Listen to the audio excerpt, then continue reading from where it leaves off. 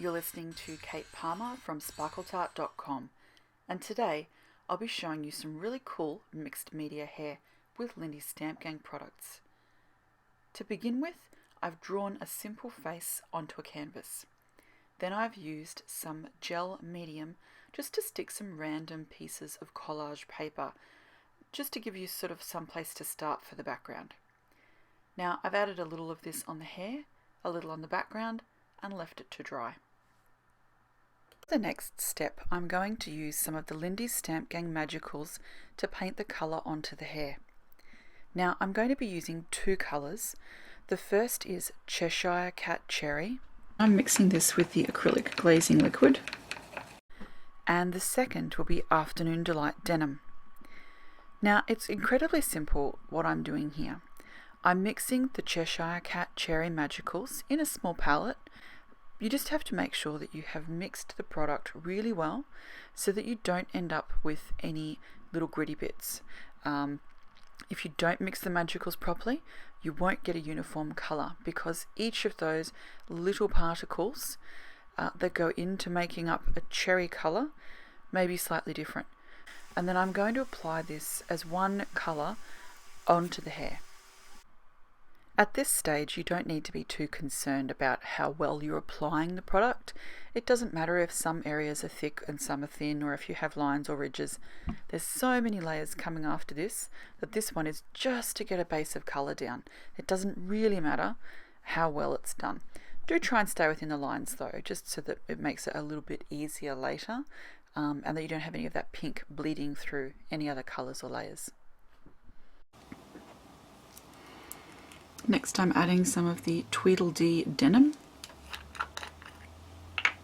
which when put over the cherry makes a really interesting purple colour.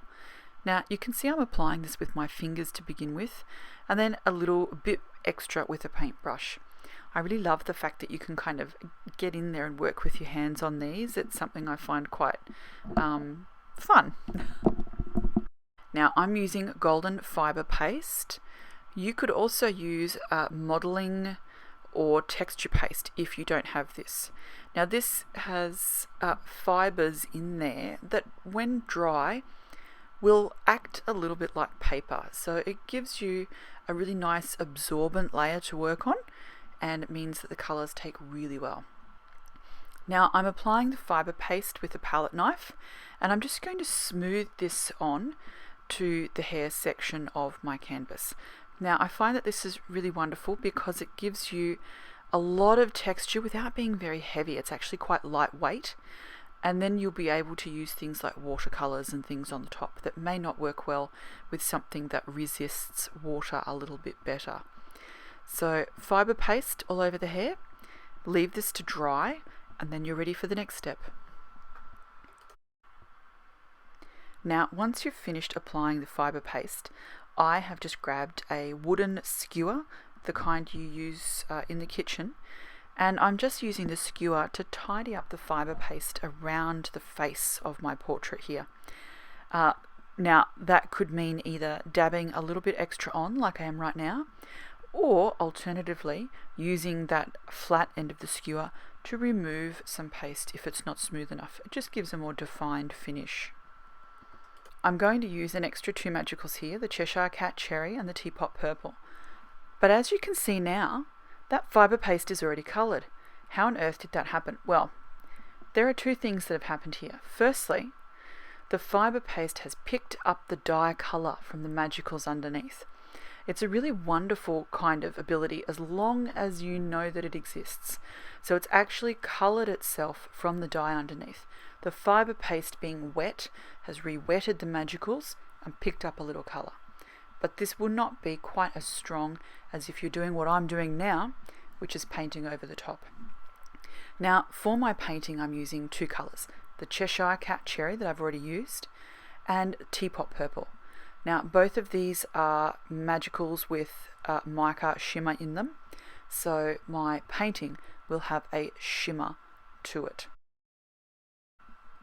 It's about this point that I decide to add those shimmery magicals to the entire hair, just because I was really enjoying the shimmer and the way that this looks on the fibre paste. All of those textured areas catch and reflect the light differently, so you'll get shimmer that I wasn't expecting, and it just looks gorgeous. Now, once you've added as much or as little shimmery magicals to your hair as you like, the next step requires you to allow this to dry completely. It needs to be dead on dry. This may take overnight because that fibre paste can retain quite a lot of moisture. So leave it until it's completely dry before going on with this next step. I'm going to add some metallic, and to do this I'm using Inka Gold in gold. And all I'm doing is dipping my finger in and then applying this beautiful gold wax with my finger just to the higher points of the texture, so it really picks up the texture of that fibre paste. Now this also helps break up some of those blocks of colour I've created by putting magicals all over the background, and just sort of adds an extra element here. So you can see I've been working on the face in between coats on the hair, and as I pick this up you can see that gold contrasting with the beautiful shimmer of the Lindy's products. So you've got the Cheshire cat cherry, which it's looking burgundy here, and you've got that teapot purple. Now what I'm going to do as my final step is add some golden bead gel. Now this dries clear and it's got little beads in there, and those beads reflect and refract colour and shimmer. So this is just going to add an additional element. I really love this because it sort of makes you want to run your fingers across it. I'm a very kind of tactile person. I want to touch things, and this bead gel is just something that you want to feel. I'm using a palette knife to apply it, and I'm just applying it through a stencil so I get a really interesting pattern. Hold the stencil down firmly so that you make sure that the bead gel doesn't sneak underneath the edges. It looks a bit ratty if you let it do that, so it's best to work slowly and apply small batches at a time. Now, you're not going to be able to do all of the hair in the one sitting.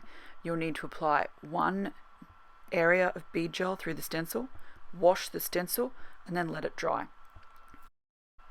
You don't want to risk damaging the pattern by sort of messing up that wet bead gel before it's dried. So you can see as I remove the stencil, you've got that wonderful pattern. It looks white right now, but it won't for long. Now you need to go and wash that stencil right now. If the bead gel dries on there, your stencil will never sit flat on another project, so it's really important to get rid of that. Now you can see that the stencil didn't come quite down to her hair. So now what I'm going to do is just take a small palette knife and fill in those little gaps, or a kebab skewer would work here, as long as you don't get the bead gel onto any of your painted areas. Now once that first layer is dry, you can move on and do the rest of it. Now this may take a few goes, or you might be able to do it in just 2 tries, but make sure that you don't smear that bead gel. So when you get up close and have a look, you can see that it makes the colours underneath look more vibrant and shiny, and that's because of those little beads that reflect and refract the colour. It has picked up some of the colour and enhanced it, so the purple underneath the bead gel looks to be brighter and more vibrant than the surrounding colours. This is why I love that bead gel layer, because it makes a pattern that is coordinating without any effort on your part whatsoever. It does all the work for you. Now all I have to do is add the remainder of that bead gel to the hair, and you can see I'm moving the stencil around a bit. It's because I try and get the most interesting part of the pattern. Also remember, you can flip that stencil over to get something in the opposite direction if it looks better that way. So once I've finished applying the bead gel to the hair, I'm just going to finish working on the face because it's not entirely finished for me yet. I'm going to leave this canvas with just the girl's face on there so that it really stands out. So I've just added a little bit of Starburst spray to the background, just so it has a little bit of shimmer there as well. And this is where I'm going to leave my canvas. Now, as you can see, a little bit of the bead gel at the top of the head isn't quite dry yet, but you'll get the general idea from the rest that I'm about to show you. So I've got a fairly plain background that's quite textural, and then I've got that hugely textural dark hair against that quite pale face, just so it's quite dramatic. Now you can see how beautiful that bead gel looks. It's just got so much drama and depth, and I really do just want to reach out and touch it even as I'm sitting here looking at it now. Just adds something to the whole piece. You can see as you tilt it that you've got those little beads reflecting, as well as the shimmer from the Lindy's reflecting underneath, and the somewhat more subtle look of that gold, Inka Gold metallic wax paste. So all of these different elements just sort of combining together to make something that's quite dramatic and textural. So I'm completely in love with the way this turned out. The very dramatic hair against the quite pale face with the delicate features and the really large eyes, all that texture in the hair and the different textures in the background. I hope this has given you a few ideas about other ways you can use your products from Lindy's Stamp Gang. I'll be back with more soon, and hope you guys have a fantastic week.